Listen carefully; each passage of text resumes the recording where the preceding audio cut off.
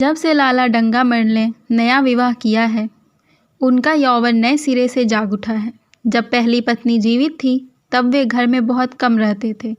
प्रातः से 10-11 बजे तक तो पूजा पाठ ही करते थे, फिर भोजन करके दुकान चले जाते थे। वहाँ से 1 बजे रात लौटते थे और थके मांदे सो जाते। यदि लीला कभी कहती जरा और जल्दी आ जाया करो तो गुस्सा हो जाते और कहते तुम्हारे लिए क्या दुकान छोड़ दूँ या रोजगार बंद कर दूँ।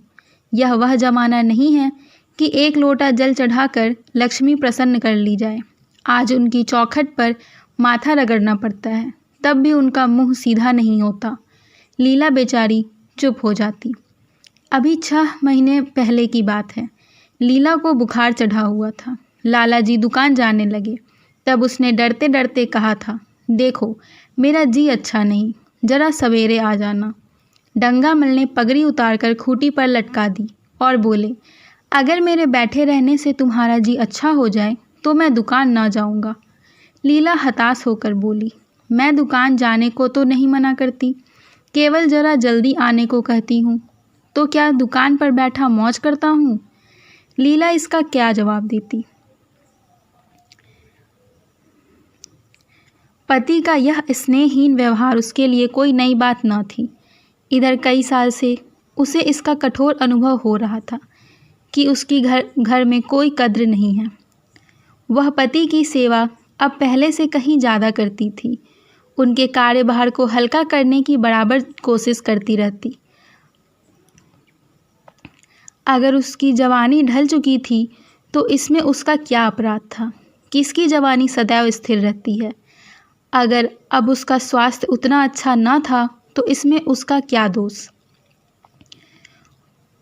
उचित तो यह था कि 25 साल का साहचर्य अब एक गहरी मानसिक और आत्मिक अनुरूपता का रूप धारण कर लेता, जो दोष को भी गुण बना लेता, जो पके फल की तरह ज़्यादा रसीला, ज़्यादा मीठा, ज़्यादा सुंदर हो जाता।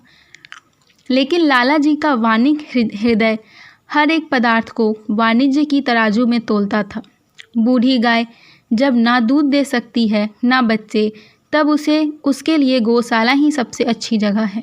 उनके विचार से लीला के लिए इतना ही काफ़ी था कि घर की मालकिन बने रहे, आराम से खाए और पड़ी रहे। मानव प्रकृति की जटिलता का एक रहस्य यह था कि डंगामल जिस आनंद से लीला को वंचित रखना चाहते थे, जिसकी उसके लिए कोई ज़रूरत ही ना समझते थे, खुद उसी के लिए सदैव प्रयत्न करते रहते थे। लीला 40 वर्ष की होकर बूढ़ी समझ ली गई थी, किंतु वे 43 के होकर भी अभी जवान ही थे। जवानी के उन्माद और उल्लास भरे हुए थे।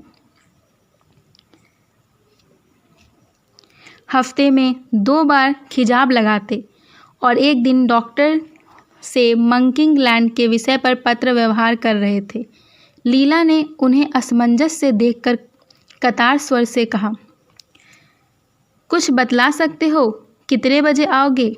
लाला जी ने शांत भाव से पूछा। तुम्हारा जी आज कैसा है? लीला क्या जवाब देती? अगर कहती कि बहुत खराब है तो शायद वे वहाँ से वहीं बैठ जाते और उसे जली कुटी सुनाकर अपने दिल का बुखार निकालते। अगर कहती कि अच्छी हूँ तो शायद निश्चिंत होकर 2 बजे रात तक कहीं आते। इस दुविधा से डरते डरते बोली, अब तक तो हल्की थी, पर अब कुछ भारी हो रही हूँ। तुम जाओ, दुकान पर लोग तुम्हारी राह देखते होंगे। हाँ, ईश्वर के लिए 1-2 ना बजा देना। लड़के सो जाते हैं। मुझे जरा भी अच्छा नहीं लगता, जी घबराता है। सेठ जी ने अपने स्वर में स्नेह की चाशनी देकर कहा, 12 बजे तक आ जाऊंगा। लीला का मुख धूमिल हो गया। उसने कहा, 10 बजे तक नहीं आ सकते? 11:30 के पहले किसी तरह नहीं आ सकता। नहीं 10:30, अच्छा 11 बजे। लाला वादा करके चले गए, लेकिन 10 बजे रात को एक मित्र ने मुजरा सुनने के लिए बुलावा भेजा। इस निमंत्रण को कैसे इनकार कर देते? जब एक आदमी आपको खातिर से बुलाता है, तब यह कहाँ की भला मन साहत है कि आप उसका निमंत्रण अस्वीकार कर दें। लाला जी मुजरा सुनने चले गए। 2 बजे लौटे। चुपके से आकर नौकर को जगाया और अपने कमरे में आकर लेटे रहे।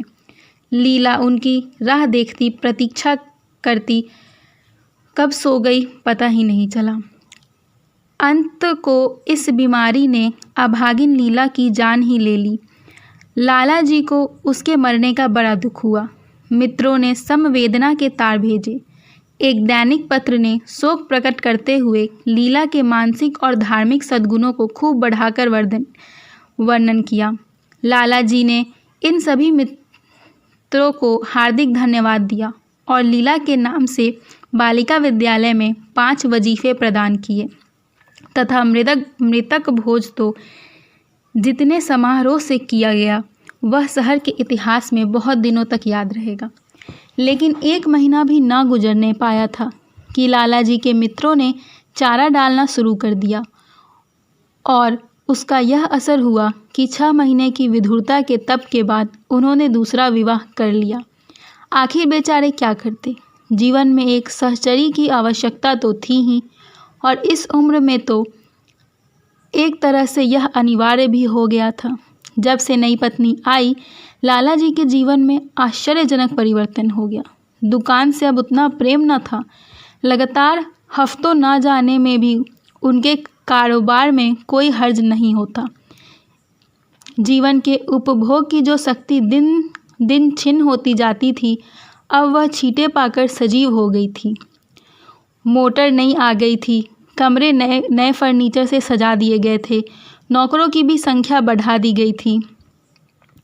लाला जी की बूढ़ी जवानी जवानों की जवानी से भी प्रखर हो गई थी, उसी तरह जैसे बिजली का प्रकाश चंद्रमा के प्रकाश से ज़्यादा स्वच्छ और मनोरंजक होता है। लाला जी को अपने मित्र इस रूपांतर पर बधाइयाँ देते, जब वे गर्व के साथ कहते, भाई हम तो हमेशा जवान रहे और हमेशा जवान रहेंगे। जवानी का उम्र से उतना ही संबंध है जितना धर्म का आचार से, रुपए का ईमानदार से, रूप का श्रृंगार से। आजकल के जवानों को आप जवान कहते हैं, उनकी 1000 जवानियों को अपने 1 घंटे से भी ना बदलूं। मालूम होता है उनकी ज़िंदगी में कोई उत्साह ही नहीं, कोई शौक़ ही नहीं। जीवन क्या है? गले में पड़ा हुआ एक ढोल है। यही शब्द घटा बढ़ा कर वे आशा के हृदय पलट पर अंकित करते रहते थे। उससे बराबर सिनेमा थिएटर और दरिया की सैर के लिए आग्रह करते रहते, लेकिन आशा को ना जाने क्यों इन बातों में जरा भी रुचि न थी। वह जाती तो थी, मगर बहुत टाल टूट करने के बाद। एक दिन लाला जी ने आकर कहा, चलो आज बजरे पर दरिया की सैर करें। आशा ने बेदिली से कहा, मेरा जी तो नहीं चाहता। लाला जी ने मृदु प्रेरणा के साथ कहा, तुम्हारा मन कैसा है जो आमोद प्रमोद की ओर आकर्षित ही नहीं होता? चलो जरा दरिया की सैर देखो। आप जाएं, मुझे और कई काम करने हैं। काम करने को आदमी है, तुम क्यों काम करोगी? महाराज अच्छे सालन नहीं पकाते, आप खाने बैठेंगे तो यूँ ही उठ जाएंगे। आशा अपने अवकाश का बड़ा भाग लाला जी के लिए तरह तरह का भोजन पकाने में लगाती थी। उसने किसी से सुन रखा था कि एक विशेष अवस्था के बाद पुरुष के जीवन का सबसे बड़ा सुख रसना का स्वाद है। लाला जी की आत्मा खिल उठी। उन्होंने सोचा कि आशा को उनसे कितना प्रेम है कि वह दरिया की सैर को उनकी सेवा के लिए छोड़ रही थी। एक लीला थी कि मान न मान चलने को तैयार रहती थी, पीछा छुड़ाना पड़ता था। स्नेह भरे उलाहना से बोले, तुम्हारा मन भी विचित्र है। अगर एक दिन सालन फीका ही रहा, ऐसा क्या तूफान आ जाएगा? तुम तो मुझे बिल्कुल निकम्मा बना देती हो। अगर तुम ना चलोगी तो मैं भी ना जाऊंगा। आशा ने जैसे गले में से फंदा छुड़ाते हुए कहा, आप भी तो मुझे इधर उधर घुमाकर मेरा मिजाज बिगाड़ देते हैं। यह आदत पड़ जाएगी तो घर का काम कौन करेगा? मुझे घर के धंधों की रत्ती भर भी परवाह नहीं, बाल की नोक बराबर भी नहीं। मैं चाहता हूँ कि तुम्हारा मिजाज बिगड़े और तुम गृहस्थी के चक्की से दूर रहो। मैं चाहता हूँ कि तुम मुझे तुम कहो, तू कहो, गालियाँ दो, धौल जमाओ। तुम तो मुझे आप कह के जैसे देवता के सिंहासन पर बैठा देती हो। आशा ने मुस्कुराने की चेष्टा करके कहा, भला मैं आपको तुम कहूँगी? तुम बराबर वालों को कहा जाता है, बड़ों को नहीं। मुनीम ने 1 लाख के घाटे की खबर सुनाई होती तो भी शायद लाला जी को इतना दुख ना होता जितना आशा के इन कठोर शब्दों से हुआ। उनका सारा उत्साह, सारा उल्लास जैसे ठंडा पड़ गया।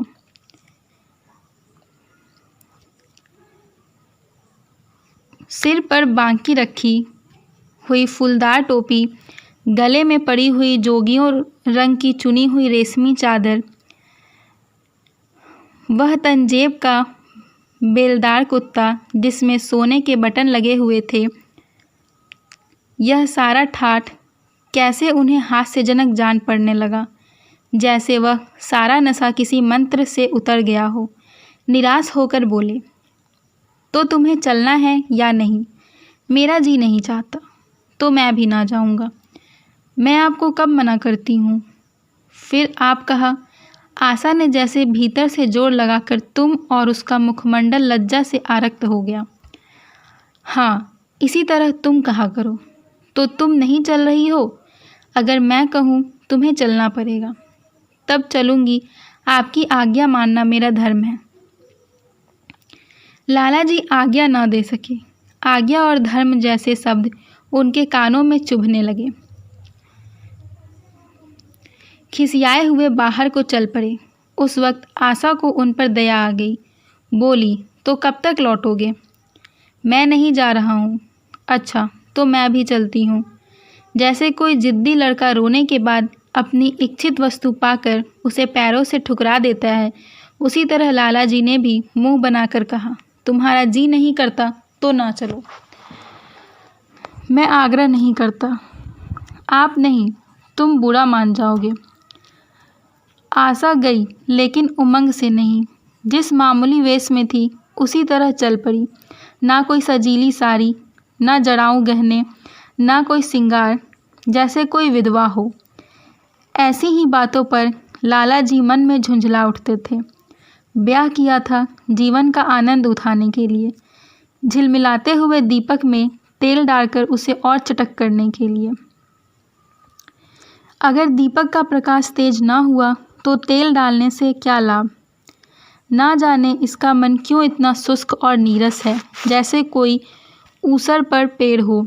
कितना ही पानी डालो उसमें हरी पत्तियों के दर्शन ना होंगे। जड़ाऊ गहनों से भरी पेटारियाँ खुली हुई हैं। कहाँ कहाँ से मंगवाए, दिल्ली से, कलकत्ते से कैसी कैसी बहुमूल्य साड़ियाँ रखी हुई हैं। एक नहीं सैकड़ों, पर केवल संदूक में कीड़ों का भोजन बनने के लिए। दरिद्र घर की लड़कियों में यही ऐब होता है, उनकी दृष्टि सदैव संकीर्ण होती है। कई महीनों तक आशा की मनोवृत्तियों को जगाने का असफल प्रयत्न करके लाला जी ने समझ लिया कि इसकी पैदाइश ही मुहर्रमी है, लेकिन फिर भी निराश ना हुए। ऐसे व्यापार में एक बड़ी रकम लगाने के बाद वे उसमें अधिक से अधिक लाभ उठाने की वाणिक प्रवृत्ति को कैसे त्याग देते। विनोद की नई नई योजनाएं पैदा की जाती। ग्रामोफोन अगर बिगड़ गया है, गाता नहीं या साफ आवाज़ नहीं निकालता, तो उसकी मरम्मत करानी पड़ेगी। उसे उठाकर रख देना तो मूर्खता है। इधर बूढ़ा महाराज एकाएक बीमार होकर घर चला गया था। उसकी जगह उसका 17-18 साल का जवान लड़का आ गया था। कुछ अजीब गंवार था, बिल्कुल झंगड़ उज्जड़, कोई बात ही ना समझता। जितने फुलके बनाता उतनी तरह के। हाँ, एक बात समान होती, सब बीच में मोटे होते, किनारे में पतले। दाल कभी तो इतनी पतली जैसे चाय, कभी इतनी गाढ़ी जैसे दही। नमक भी इतना कम कि बिल्कुल फीकी, कभी इतना तेज कि नींबू का शौकीन। आशा मुंह हाथ धोकर चौके में पहुंच जाती और इस डपोर शंख को भोजन पकाना सिखाती। एक दिन उसने कहा, तुम कितने नालायक आदमी हो। आखिर इतनी उम्र तक तुम घास खोदते रहे या भार झोंकते रहे कि फुलके तक बनाना नहीं आया। जुगल के आंखों में आंसू भर आए और उसने कहा, अभी मेरी उम्र ही क्या है, 17वां ही तो पूरा हुआ है। आशा को उसकी बात पर हंसी आ गई। उसने कहा, तो रोटियां पकाना क्या 10-5 साल में आता है? आप 1 महीने सिखा दें बहू जी, फिर देखिए मैं आपको कैसे फुलके खिलाता हूँ कि आपका जी खुश हो जाए। जिस दिन मुझसे फुलके बनाने आ जाएंगे मैं आपसे कोई इनाम लूँगा। आशा ने हौसला बढ़ाने वाली मुस्कुराहट के साथ कहा, सालन नहीं, वह बनाना आता है। अभी कल ही नमक इतना तेज था कि खाया ना गया। मैं जब सालन बना रहा था तब आप कहाँ गई थी?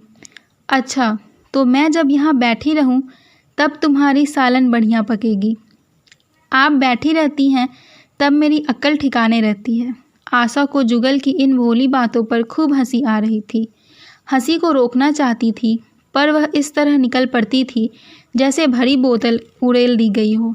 और मैं नहीं रहती तब तो आपके कमरे के द्वार पर जा बैठता हूँ, वहाँ बैठकर अपनी तकदीर को रोता हूँ। आशा ने हंसी को रोक कर पूछा, क्यों रोते हो? यह ना पूछिए बहू जी, आप इन बातों को नहीं समझेगी। आशा ने उसके मुंह की ओर प्रश्न की आंखों से देखा। उसका आशा कुछ तो समझ गई पर ना समझने का बहाना किया। तुम्हारे दादा आ जाएंगे तब तुम चले जाओगे। और क्या करूँगा बहू जी, यहाँ कोई काम दिलवा दीजिए तो पड़ा रहूँगा। मुझे मोटर चलाना सिखवा दीजिए। नहीं नहीं बहू जी, आप हट जाइए, मैं पतीला उतार लूँगा। ऐसी अच्छी साड़ी है आपकी, कहीं कोई दाग पड़ जाए तो क्या होगा। आशा पतीला उतार रही थी। जुगल ने उसके हाथ से सरसी ले लेनी चाहिए। दूर रहो, फूहर तो तुम हो ही, कहीं पतीले पाँव पर गिरा ली तो महीनों झिकोगे। जुगल के मुख पर उदासी छा गई। आशा ने मुस्कुरा कर पूछा, क्यों, मुंह क्यों लटक गया सरकार का? जुगल रुआसा होकर बोला, आप मुझे डांट देती हैं बहू जी, तब मेरा दिल टूट जाता है। सरकार कितनी ही गुड़के, मुझे बिल्कुल ही दुख नहीं होता। आशा ने दिलासा दिया, मैंने तुम्हें डांटा तो नहीं, केवल यही तो कहा कि कहीं पतीली तुम्हारे पाँव पर गिर पड़े तो क्या होगा।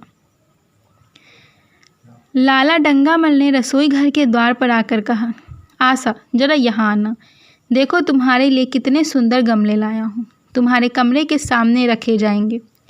तुम यहाँ धुएं धाकड़ में क्यों हलाकान होती हो? इस लड़के से कह दो कि जल्दी महाराज को बुलाए, नहीं तो मैं कोई दूसरा आदमी रख लूँगा। आखिर कब तक कोई रियासत करे, गधों को जरा भी तमीज़ नहीं आई। सुनता है जुगल लिख दें आज अपने बाप को। चूल्हे पर तवा रखा हुआ था। आशा रोटियां बेलने में लगी थी। जुगल तवे के लिए रोटियों का इंतजार कर रहा था। ऐसी हालत में भला आशा कैसे गमले देखने जाती? उसने कहा, जुगल रोटियां टेढ़ी मेढ़ी बेल देगा। लाला जी ने कुछ चिढ़कर कहा, अगर रोटियां टेढ़ी मेढ़ी बेलेगा तो निकाल दिया जाएगा। आशा अनसुनी करके बोली, 10-5 मिनट में सीख जाएगा, निकालने की क्या ज़रूरत है? तुम आकर बतला दो गमले कहाँ रखे जाएं। कहती तो हूँ रोटियां बेलकर आ जाती हूँ। नहीं, मैं कहता हूँ तुम रोटियां मत बेलो। आप तो खामखा जिद करते हैं। लाला जी सन्नाटे में आ गए। आशा ने कभी इतनी रुखाई से उन्हें जवाब नहीं दिया था, और यह केवल रुखाई ना थी, इसमें कटुता भी थी। लज्जित होकर चले गए। उन्हें ऐसा क्रोध आ रहा था कि इन गमलों को तोड़कर फेंक दें और सारे पौधों को चूल्हों में डाल दें। जुगल ने सहमे हुए स्वर से कहा, आप चली जाएं बहू जी, सरकार गुस्सा हो जाएंगे। बको मत, जल्दी जल्दी फुलके सेको, नहीं तो निकाल दिए जाओगे। और आज मुझसे रुपए लेकर अपने लिए कपड़े बनवा लो। भिखमंगों किसी सूरत बनाए घूमते हो, और बाल क्यों इतने बढ़ा रखे हैं? तुम्हें नाई भी नहीं मिलता? जुगल ने दूर की बात सोची। बोला, कपड़े बनवा लूँ तो दादा को हिसाब क्या दूंगा? अरे पागल, मैं हिसाब में नहीं देने कहती, मुझसे ले लेना। जुगल काहिलपन की हंसी हंसा। आप बनवाएंगी तो अच्छे कपड़े लूँगा। आशा ने मीठी मुस्कान से कहा, और अगर अपने दाम से बनवाने पड़े तब कपड़े ही क्यों बनवाऊँगा। बड़े चालाक हो तुम। जुगल ने अपनी बुद्धिमत्ता का प्रदर्शन किया। आदमी अपने घर में सूखी रोटियां खाकर सोया रहता है, लेकिन दावत में तो अच्छे अच्छे पकवान ही खाता है। यह सब मैं नहीं जानती। एक गाढ़े का कुर्ता बनवा लो और एक टोपी ले लो। हजामत के लिए 2 आने पैसे ऊपर से ले लो। जुगल ने मान करके कहा, रहने दीजिए, मैं नहीं लेता। अच्छे कपड़े पहनकर निकलूँगा तब तो आपकी याद आवेगी। सरियल कपड़े पहनूं तो और जी जलेगा। तुम स्वार्थी हो, मुफ्त के कपड़े लोगे और साथ ही बढ़िया भी। जब यहाँ से जाने लगूं तब आप मुझे अपना एक चित्र दीजिएगा। मेरा चित्र लेकर क्या करोगे? अपनी कोठरी में लगवाऊंगा और नित्य देखा करूंगा। बस वही साड़ी पहनकर खिंचवाना जो कल पहनी थी, और वही मोतियों की माला भी हो। मुझे नंगी नंगी सूरत अच्छी नहीं लगती। आपके पास तो बहुत गहने होंगे, आप पहनती क्यों नहीं? तो तुम्हें गहने अच्छे लगते हैं? बहुत। लाला जी ने फिर आकर जलते हुए मन से कहा, अभी तक तुम्हारी रोटियां नहीं पकी जुगल। अगर कल से तूने अपने आप अच्छी रोटियां ना पकाई तो मैं तुझे निकाल दूंगा। आशा ने तुरंत हाथ मुंह धोया और बड़े प्रसन्न मन से लाला जी के साथ गमले देखने चली। उस समय उसकी छवि की प्रफुल्लता की रौनक थी। बातों में भी जैसे शक्कर घुली हुई थी। लाला जी का सारा खिसियानापन मिट गया था। उसने गमलों को मुग्धा आंखों से देखा। उसने कहा, मैं इनमें से कोई गमला ना जाने दूंगी। सब मेरे कमरे के सामने रखवाना। कितने सुंदर पौधे हैं। लाला जी ने छेड़ा, सब गमले क्या करोगी? 10-5 पसंद कर लो, शेष मैं बाहर रखवा दूंगा। जी नहीं, मैं एक भी ना छोड़ूंगी, सब यहीं रखे जाएंगे। बड़ी लालचीन हो तुम। लालचीन ही सही, मैं आपको भी ना दूंगी। दूसरे दिन आशा ने अपने को आभूषण से खूब सजाया और फिरोजी साड़ी पहनकर निकली। तब लाला जी की आंखों में ज्योति आ गई। समझे, अवश्य ही अब उनके प्रेम का जादू कुछ कुछ चल रहा है। नहीं तो उनके बार बार के आग्रह करने पर भी, बार बार याचना करने पर भी उसने कोई आभूषण ना पहना था। पहले जो बंद कली थी, अब आज वह खिल गई थी। लाला जी पर घरों नशा चढ़ा हुआ था। वे चाहते थे उनके मित्र और बंधु वर्ग आकर इस सोने की रानी के दर्शन अपनी आंखों से करें, देखें कि कितनी सुखी, संतुष्ट और प्रसन्न है।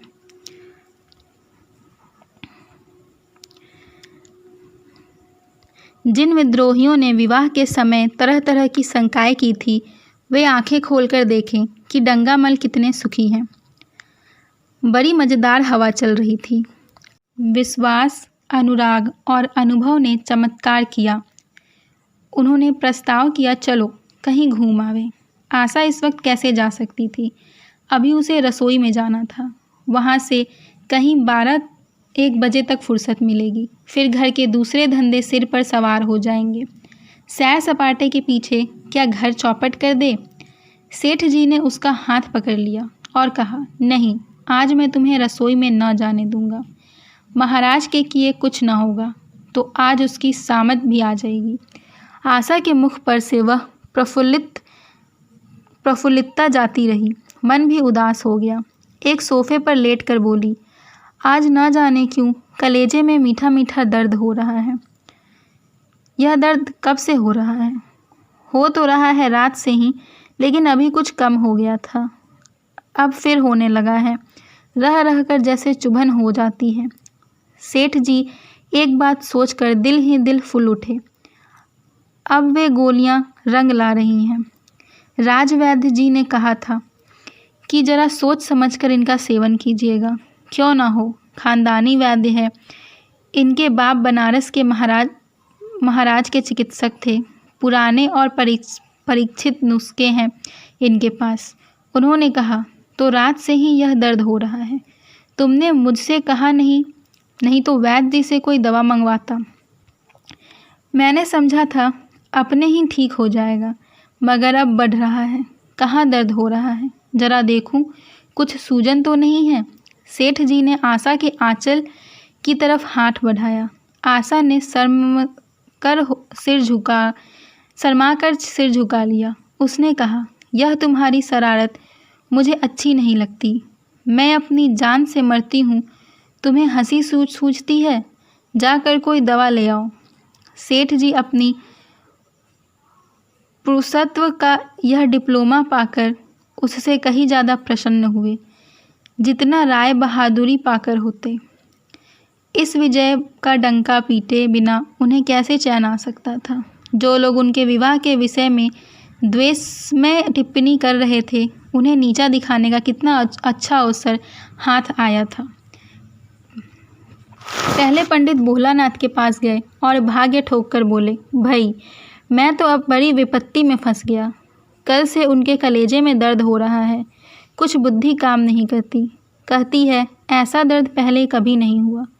भोलानाथ ने कुछ हमदर्दी ना दिखाई। सेठ जी यहाँ से उठकर अपने दूसरे मित्र फागमल के पास पहुँचे और उनसे भी लगभग इन्हीं शब्दों में शोक संवाद किया। फागमल ने मुस्कुरा कर बोला, मुझे तो आपकी शरारत मालूम होती है सेठ जी। उन्होंने कहा, मैं अपना दुख सुना रहा हूँ और तुम्हें दिल्लगी सूझती है। मैं दिल्लगी नहीं कर रहा हूँ, इसमें दिल्लगी की क्या बात। वे हैं कमसीन कोमलांगी, आप ठहरे पुराने लठैत दंगल के पहलवान।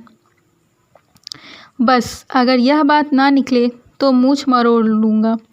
सेठ की आंखें जगमगा उठी। मन में यौवन की भावना प्रबल हो उठी और उसके साथ ही मुख पर भी यौवन की झलक आ गई। चलते समय उनके पग कुछ अधिक मजबूती से ज़मीन पर पड़ने लगे और सिर की टोपी भी ना जाने कैसे बांकी हो गई। आकृति में बौंकपन का सान बरसने लगा। जुगल ने आशा के सिर से पांव तक जगमगाते देखकर, बस बहू जी आप इसी तरह पहने ओढ़े रहा करें, आज मैं आपको चूल्हे के पास ना आने दूंगा।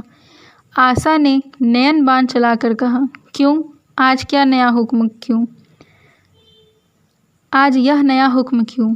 पहले तो तुमने कभी मना नहीं किया, आज की बात दूसरी है। ज़रा सुनूं क्या बात है। मैं डरता हूँ आप कहीं नाराज़ ना हो जाएं। नहीं नहीं, कहो, मैं नाराज़ ना होंगी। आज आप बहुत सुंदर लग रही हैं। लाला डंगामल ने असंख्य बार आशा के रूप और यौवन की प्रशंसा की थी, मगर उनकी प्रशंसा से उसे बनावट की गंध आती थी। वह शब्द उनके मुख से निकलकर कुछ ऐसे लगते थे जैसे कोई पंगु दौड़ने की चेष्टा कर रहा हो। जुगल के इन सीधे शब्दों में एक उन्माद था, नशा था, एक चोट थी। आशा की सारी देह प्रकंपित हो गई। तुम मुझे नज़र लगा दोगे जुगल, इस तरह क्यों घूरते हो? जब यहाँ से चला जाऊँगा तब आपकी बहुत याद आएगी। रसोई पकाकर तुम सारे दिन क्या किया करते हो? दिखाई नहीं देते? सरकार रहते हैं इसीलिए नहीं आता। फिर अब तो मुझे जवाब मिल रहा है। देखिए भगवान कहाँ ले जाते हैं। आशा की मुख मुद्रा कठोर हो गई। उसने कहा, कौन तुम्हें जवाब देता है? सरकार ही तो कहते हैं तुझे निकाल दूंगा। अपना काम किए जाओ, कोई नहीं निकालेगा। 2-4 दिन में उनका मिजाज ठीक कर देती हूँ। आपके साथ चलते हैं तो आपके बाप से लगते हैं। तुम बड़े मुंहफट हो, खबरदार जबान संभाल कर बात किया करो। किंतु अप्रसन्नता का यह झीना आवरण उनके मनोरहस्य को न छिपा सका। वह प्रकाश की भांति उसके अंदर से निकला पड़ता था। जुगल ने फिर उसी निर्भीकता से कहा, मेरा मुंह कोई बंद कर ले, यहाँ यो सभी यही कहते हैं।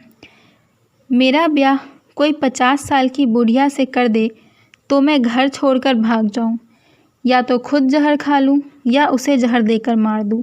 फांसी ही तो होगी। आशा उस कृत्रिम क्रोध को कायम न रख सकी। जुगल ने उसकी हृदय वीणा के तारों का मिजराब की ऐसी जुगल ने उसकी हृदय वीणा के तारों पर मिजराब की ऐसी चोट मारी थी कि उसके बहुत जब्त करने पर भी मन की व्यथा बाहर निकल आई। उसने कहा, भाग्य भी तो कोई वस्तु है। ऐसा भाग्य जाए भाड़ में। तुम्हारे ब्याह किसी बुढ़िया से ही करूँगी, देख लेना। तो मैं भी जहर खा लूँगा, देख लीजिएगा। क्यों?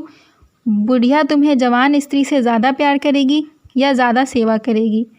तुम्हें सीधे रास्ते पर रखेगी। यह सब माँ का काम है। बीवी जिस काम के लिए है उसी काम के लिए है। मोटर की आवाज़ आई। ना जाने कैसे आशा के सिर का आंचल खिसक कर कंधों पर आ गया। उसने जल्दी से आंचल खींच कर सिर पर रख लिया और यह कहती हुई अपने कमरे की ओर लपकी कि लाला भोजन करके चले जाएं, तब आना।